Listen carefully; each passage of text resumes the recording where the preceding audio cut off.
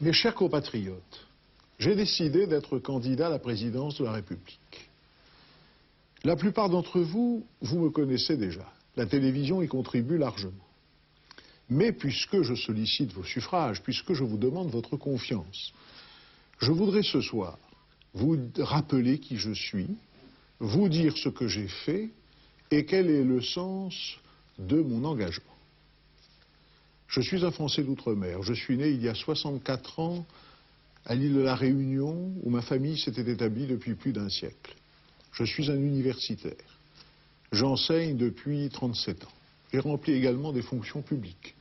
En 1967, le général de Gaulle m'a envoyé à Bruxelles occuper les fonctions de vice-président de la Commission des communautés européennes. J'y suis resté 5 ans. En 1976, en janvier 1976, je suis devenu ministre du Commerce extérieur. Puis en août 1976, le président Valéry Giscard d'Estaing m'a nommé Premier ministre, fonction que j'ai exercée jusqu'en mai 1980. L'expérience indispensable pour prétendre à la fonction présidentielle, je l'ai acquise au cours de ma carrière universitaire et dans les fonctions nationales et internationales que j'ai assumées. Je ne m'y suis jamais comporté en homme de parti. Je suis un homme de mesure, de tolérance, d'ouverture. Je considère que la politique est un service où chacun doit donner le meilleur de lui-même au service de son pays.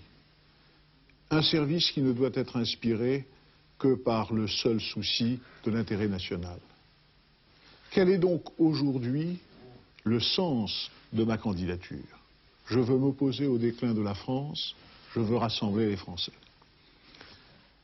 Le déclin de la France, croyez-moi, nous en sommes menacés.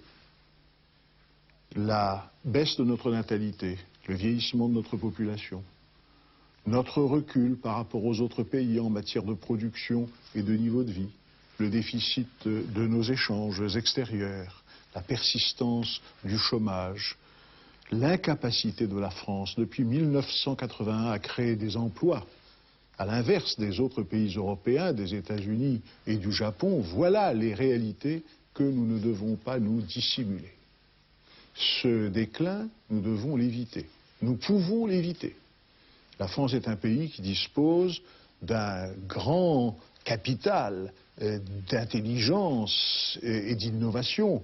La jeunesse française est ardente et généreuse. Il n'y a pas de raison que d'ici la fin de ce siècle, la France ne soit un pays prospère, solide, avec un haut niveau de salaire et d'emploi, avec une monnaie forte, comme l'Allemagne fédérale ou comme la Suisse. Pour éviter ce déclin, il faut que nous soyons unis. C'est la raison pour laquelle je veux rassembler les Français. Je leur propose une grande ambition, une France forte dans une confédération européenne puissante. J'entends leur proposer de réaliser ensemble un projet clair et cohérent au service de la France.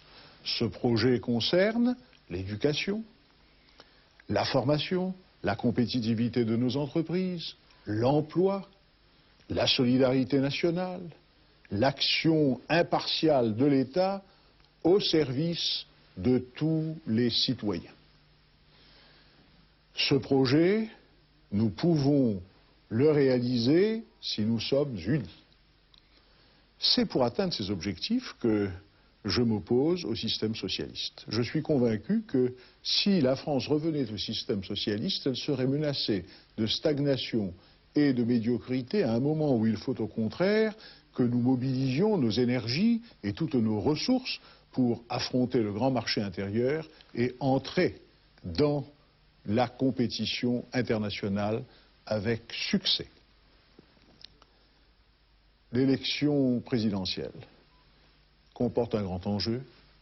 L'élection présidentielle offre aux Français un grand espoir. J'aurai l'occasion de vous parler dans les prochaines émissions des grands sujets sur lesquels nous devons concentrer nos efforts et vous dire les solutions qu'il est possible de leur apporter. Je m'adresserai à votre intelligence, à votre raison, à votre cœur, pour que vous puissiez, en toute connaissance de cause, faire le choix qui engagera l'avenir de la France.